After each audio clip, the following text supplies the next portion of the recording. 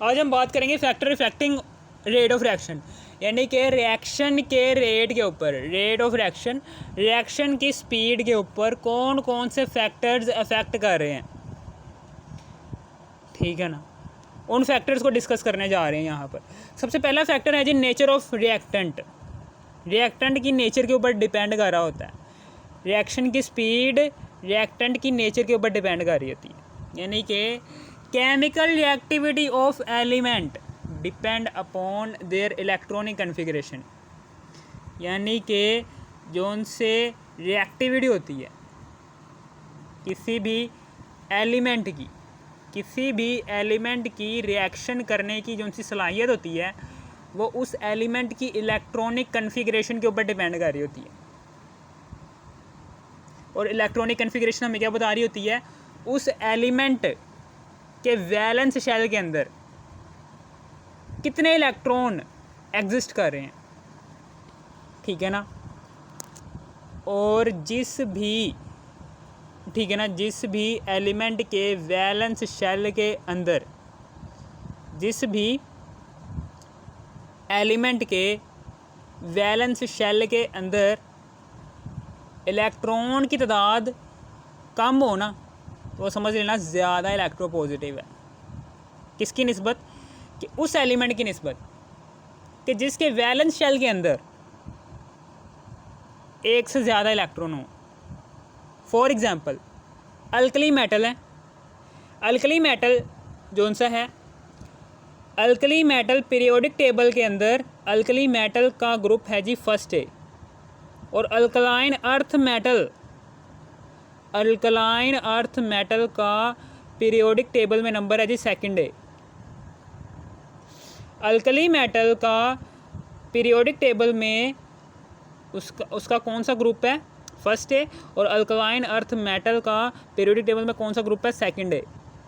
ठीक है ना, समझ आ गई।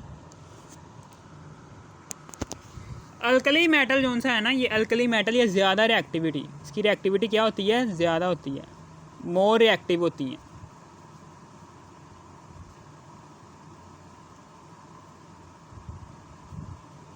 क्योंकि इसके वैलेंस शेल के अंदर, क्योंकि अल्कली मेटल के वैलेंस शेल के अंदर अल्कली मेटल के ग्रुप में जितनी भी अल्कली मेटल्स एग्जिस्ट कर रही हैं, उन सारी की सारी अल्कली मेटल्स के एलिमेंट्स के वैलेंस शेल के अंदर एक इलेक्ट्रॉन आ रहा है, जिसकी वजह से क्या है, ये हाईली इलेक्ट्रोपॉजिटिव है।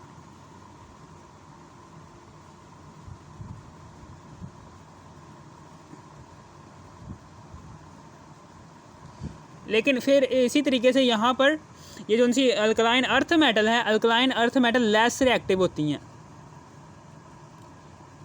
क्योंकि अल्कलाइन अर्थ मेटल के वैलेंस शेल, क्योंकि alkaline earth metal periodic table में अल्कलाइन अर्थ मेटल का ग्रुप है जी सेकंड है। अल्कलाइन अर्थ मेटल है, अल्कलाइन अर्थ मेटल के ग्रुप के अंदर, अल्कलाइन अर्थ मेटल के ग्रुप के अंदर जितनी भी मेटल्स एग्जिस्ट करती हैं, उन सारी की सारी मेटल्स के एलिमेंट्स के वैलेंस शेल के अंदर एक से ज़्यादा इलेक्ट्रॉन होते हैं, यानी कि 2 इलेक्ट्रॉन होते हैं। इसलिए क्या है, ये लेस इलेक्ट्रोपॉजिटिव होती हैं। क्योंकि क्या होता है कि अगर इलेक्ट्रॉन की तादाद ना वैलेंस शेल के अंदर कम होगी, तो वो आसानी से वो जो सा एलिमेंट होगा ना, वो आसानी से क्या करेगा, ठीक है ना, क्या करेगा, एक इलेक्ट्रॉन को निकालेगा अपने वैलेंस शेल में से और जल्दी से पॉजिटिव चार्ज गेन कर लेगा। लेकिन जैसे ही किसी भी एटम के, किसी भी एलिमेंट के वैलेंस शेल के अंदर इलेक्ट्रॉन की तादाद बढ़ जाती है, तो वो वैलेंस शेल के अंदर से इलेक्ट्रॉन को निकालना डिफ़िकल्ट हो जाता है। पहले एक इलेक्ट्रॉन जाता है, फिर दूसरा जाता है, फिर तीसरा जाता है, जिसकी वजह से उसको पॉजिटिव चार्ज गेन करने में, मुकम्मल पॉजिटिव चार्ज गेन करने में मुश्किल होती है। फॉर एग्जांपल सोडियम मेटल है, सोडियम मेटल के वैलेंस शेल के अंदर एक ही इलेक्ट्रॉन होता है, जैसे ही ये एक इलेक्ट्रॉन निकलता है तो ये आसानी से पॉजिटिव चार्ज गेन कर लेता है, मुकम्मल चार्ज आ गया है। सोडियम के वैलेंस शेल के अंदर एक इलेक्ट्रॉन होता है, उसने आसानी से एक इलेक्ट्रॉन निकाला और मुकम्मल कंप्लीट पॉजिटिव चार्ज गेन हो गया, एक ही दफ़ा में गेन हो गया। लेकिन जैसे ही कोई ऐसा मेटल आती है, ये है जी कैल्शियम, इसके वैलेंस शेल के अंदर दो इलेक्ट्रॉन होते हैं, पहले एक इलेक्ट्रॉन जाएगा और फिर उसके बाद कैल्शियम आयन के वैलेंस शेल में से एक और इलेक्ट्रॉन जाएगा। यानी कि इसको मुकम्मल चार्ज गेन करने में, कंप्लीट पॉजिटिव चार्ज गेन करने में टाइम लगा, ठीक है ना। जिसकी वजह से ये क्या है, ये लेस इलेक्ट्रोपॉजिटिव है। किसकी निस्बत? उस मेटल की निस्बत कि जिसने एक इलेक्ट्रॉन खारिज किया और जल्दी से इलेक्ट्रोपॉजिटिव क्यों हो गई और जल्दी से रिएक्शन कर लेंगी। जाहिर सी बात है कि ये देखो, ये आसानी से रिएक्ट कर लेगी किसके साथ? क्लोरीन मेटल के साथ।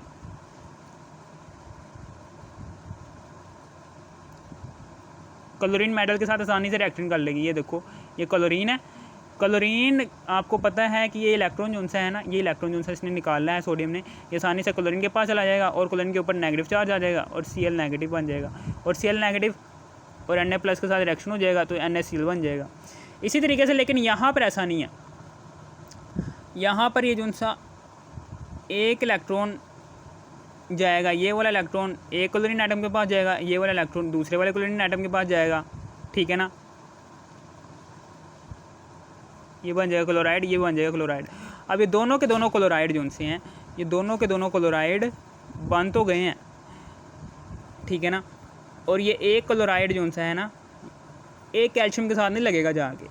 जब ये कंप्लीट चार्ज गेन हो जाएगा ना, +2 चार्ज गेन हो जाएगा, जब ये कंप्लीट इलेक्ट्रोपॉजिटिव हो जाएगा कैल्शियम, तभी ये दो क्लोराइड निकलेंगे यहाँ से और कैल्शियम के साथ लग जाएंगे आकर। यानी कि यहाँ पर ये लेस इलेक्ट्रोपॉजिटिव है क्योंकि इसने चार्ज गेन करने में देर की है, मुकम्मल चार्ज गेन करने में देर की है, ठीक है ना। जिसकी वजह से इसने जो सा रिएक्शन किया है, ठीक है ना, किसके साथ?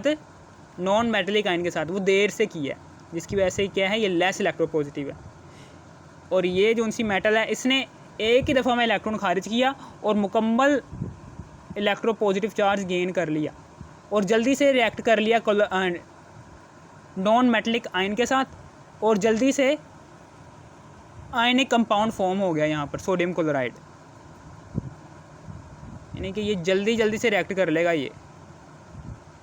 ये जो सा सोडियम का आयन है, ये जल्दी से रिएक्ट कर लेगा नॉन मेटेलिक आयन के साथ। लेकिन कैल्शियम का ये वाला आयन, इसको मुकम्मल चार्ज गेन करने में देर लगेगी, जिसकी वजह से ये देर से रिएक्शन करेगा किसके साथ? नॉन मेटेलिक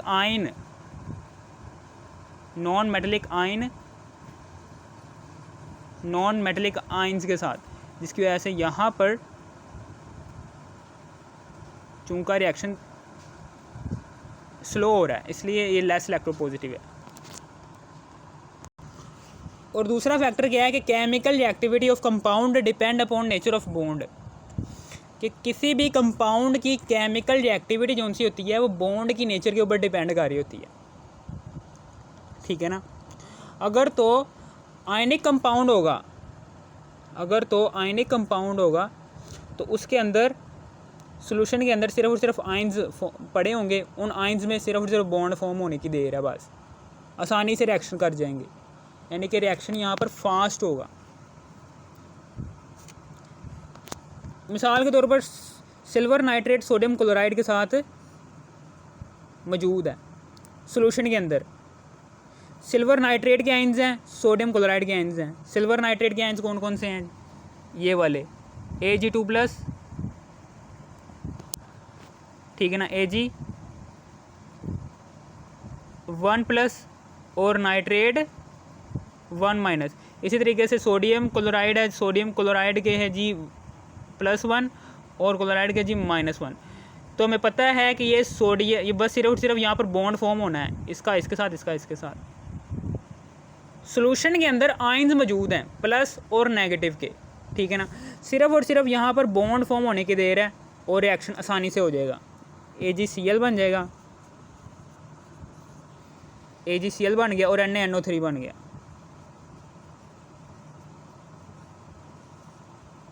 ठीक है। फिर उसके बाद आगे की बात है कंपाउंड। कोवलेंट कंपाउंड के अंदर क्या होगा, कोवलेंट कंपाउंड के अंदर क्या होगा, कोवलेंट कंपाउंड के अंदर क्या होगा, कोवलेंट कंपाउंड इसके अंदर पहले बॉन्ड टूटेंगे, पहले रिएक्टेंट के अंदर बॉन्ड टूटेंगे, पहले कोवलेंट कंपाउंड, पहले रिएक्टेंट के अंदर बॉन्ड टूटेंगे, कोवलेंट कंपाउंड के अंदर पहले रिएक्टेंट के बॉन्ड टूटेंगे, फिर उसके बाद प्रोडक्ट्स में नए बॉन्ड की फॉर्मेशन होगी। यानी कि यहाँ पर पहले बॉन्ड ब्रेकेज हुई, पहले रिएक्टेंट के अंदर बॉन्ड ब्रेकेज हुई, रिएक्टेंट है इसके अंदर बॉन्ड ब्रेकेज हुई, इसमें भी टाइम लगा। फिर उसके बाद प्रोडक्ट में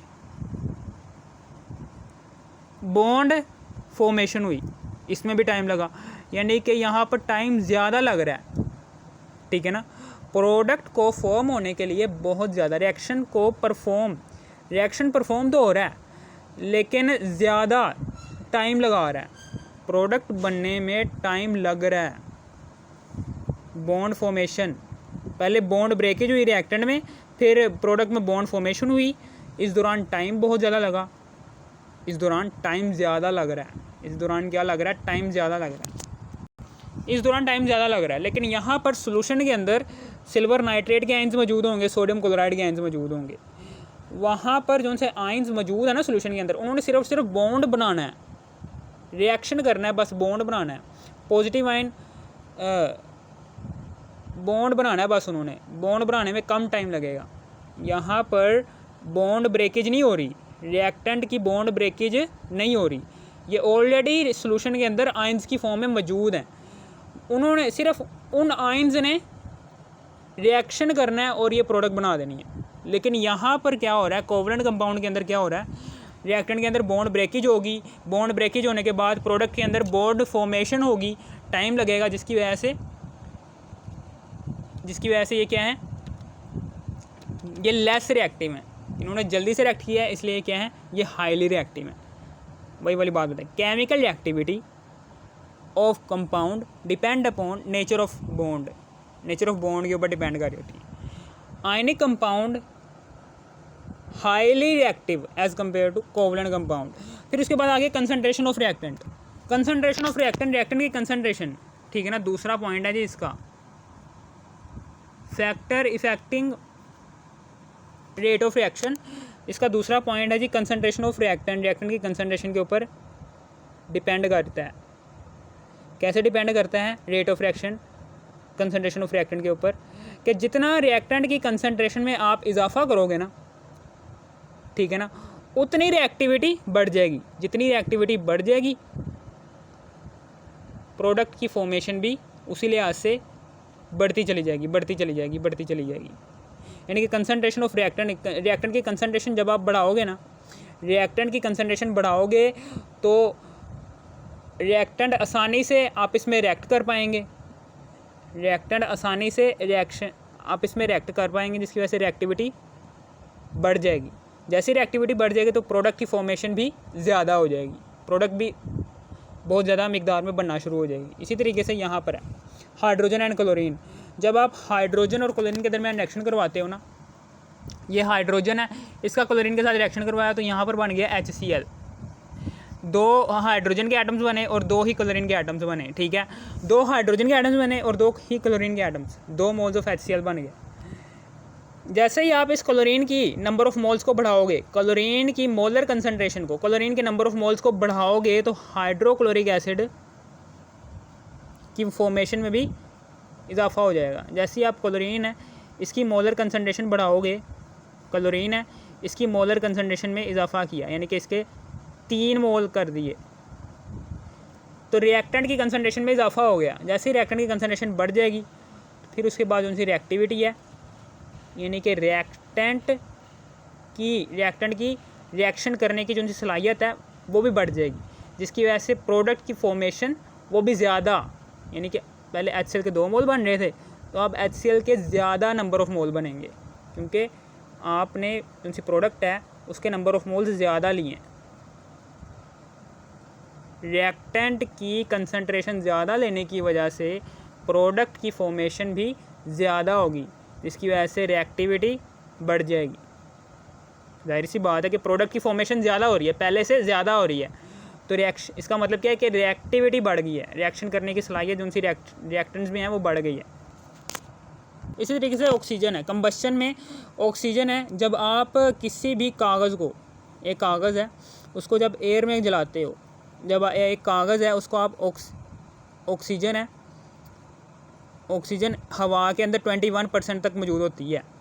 ऑक्सीजन हवा के अंदर 21% तक मौजूद होती है। जब आप हवा के अंदर किसी चीज़ को जलाओगे ना तो वो देर से जलेगी, यानी कि कागज़ है, लकड़ी है, फॉर एग्ज़ाम्पल ये वुड है, इसको अगर आपने in the presence of air जलाया है तो ये देर से जलेगी, इसको जलने में टाइम लगेगा। फॉर एग्ज़ाम्पल इस सारी वुड को जलने में 10 मिनट लगेंगे। लेकिन जैसे ही आप क्या करोगे, आप एक कंटेनर लो, उस कंटेनर के अंदर सारी की सारी ऑक्सीजन, अब यहाँ पर ऑक्सीजन मौजूद है 100% प्योर फॉर्म में ऑक्सीजन मौजूद है यहाँ पर। तो यहाँ पर जब आप लकड़ी को जलाओगे ना तो लकड़ी भला कैसे जलेगी? एक चिंगारी दोगे ना, एक चिंगारी, छोटी सी चिंगारी, एक छोटी सी, नज़र भी नहीं आ सकती, उतनी चिंगारी दोगे ना इस लकड़ी को, तो ये लकड़ी एक ब्लास्ट करेगी इसके अंदर, ये जो सा कंटेनर है इसके अंदर ब्लास्ट करेगी। ब्लास्ट करने के बाद यकदम सारी की सारी लकड़ी जल जाएगी, एक दफ़ा में सारी की सारी लकड़ी, यानी कि कुछ 20 सेकंड का समय लगेगा इस सारी की सारी लकड़ी को जलने में, बस, ज़्यादा नहीं। यानी कि रिएक्टिविटी बढ़ गई। जैसे ही आपने रिएक्टेंट की कंसंट्रेशन को बढ़ाया तो रिएक्टिविटी बढ़ गई, जिसकी वजह से रिएक्टिविटी बढ़ गई और लकड़ी आसानी से जल गई। लेकिन यहाँ पर रिएक्टेंट की कंसंट्रेशन क्या है, कम है, जिसकी वजह से लकड़ी जो सी है उसको जलने में टाइम लगा, 10 से 20 मिनट लग गए। ठीक है ना। इसी तरीके से एक और एग्जांपल है, वो ये है कि कैल्शियम कार्बोनेट जब HCl के साथ रिएक्ट करता है ना, जब HCl की मिकदार डाइल्यूट सोल्यूशन में होती है, HCl कंसनट्रेटेड सोल्यूशन में HCl की मिकदार ज़्यादा होती है, जबकि डाइल्यूट सोल्यूशन में HCl की मिकदार क्या होती है, कम होती है। इसलिए यहाँ पर कैल्शियम कार्बोनेट की रिएक्टिविटी कम होगी, और जबकि ये HCl कंसनट्रेटेड सॉल्यूशन के अंदर हाइड्रोक्लोरिक एसिड की मिकदार ज़्यादा होने की वजह से रिएक्टेंट की कंसनट्रेशन यहाँ पर ज़्यादा है। कंसनट्रेटेड सॉल्यूशन में हाइड्रोक्लोरिक एसिड की कंसनट्रेशन ज़्यादा होने की वजह से कैल्शियम कार्बोनेट आसानी से रिएक्ट करेगा और प्रोडक्ट की फॉर्मेशन बढ़ जाएगी। प्रोडक्ट की फॉर्मेशन चूँकि ज़्यादा हो रही है, इसलिए हम कह सकते हैं कि रिएक्टिविटी बढ़ गई है। लेकिन यहाँ पर डाइल्यूट सॉल्यूशन में HCl की मिकदार कम होने की वजह से कैल्शियम कार्बोनेट आसानी से रिएक्ट नहीं कर पाएगा, जिसकी वजह से प्रोडक्ट की फॉर्मेशन कम होगी और रिएक्टिविटी यानी कि रिएक्शन करने की सलाहियत इस केस में कम है, जबकि इस केस में ज़्यादा है, कि जिसमें रिएक्टेंट की कंसंट्रेशन ज़्यादा थी तो इसने रिएक्टेंट की कंसंट्रेशन ज़्यादा होने की वजह से प्रोडक्ट की फॉर्मेशन में आसानी पैदा होगी, जबकि रिएक्टेंट की कंसंट्रेशन कम होने की वजह से प्रोडक्ट की फॉर्मेशन में कमी आ गई, जिसकी वजह से रिएक्टिविटी कम होगी। जितनी ज़्यादा रिएक्टेंट की कंसंट्रेशन होगी उतनी ज़्यादा रिएक्टिविटी बढ़ेगी, और जितनी ज़्यादा रिएक्टिविटी बढ़ेगी उतनी ही प्रोडक्ट की फॉर्मेशन बढ़ जाएगी। और जितनी कम रिएक्टेंट की कंसंट्रेशन होगी, जितनी कम रिएक्टेंट की कंसंट्रेशन होगी उतनी कम रिएक्टिविटी बढ़ेगी, और जितनी कम रिएक्टिविटी बढ़ेगी उतनी कम प्रोडक्ट की फॉर्मेशन होगी। और क्या है इसमें, कंसंट्रेशन ऑफ रिएक्टेंट में, ठीक है ना। यानी कि रिएक्शन की स्पीड, रेट ऑफ रिएक्शन के दो टॉपिक्स हो गए क्लियर। पहला मैंने टॉपिक पढ़ाया जी नेचर ऑफ रिएक्टेंट, दूसरा टॉपिक पढ़ाया कंसंट्रेशन ऑफ रिएक्टेंट। ये दोनों के दोनों टॉपिक्स मैंने पढ़ा दिए हैं। अगर आपको इस वीडियो की ज़रा सी भी थोड़ी सी भी समझ आ गई हो, इस वीडियो को कर दो लाइक और सब्सक्राइब और शेयर भी कर देना। Thanks for watching.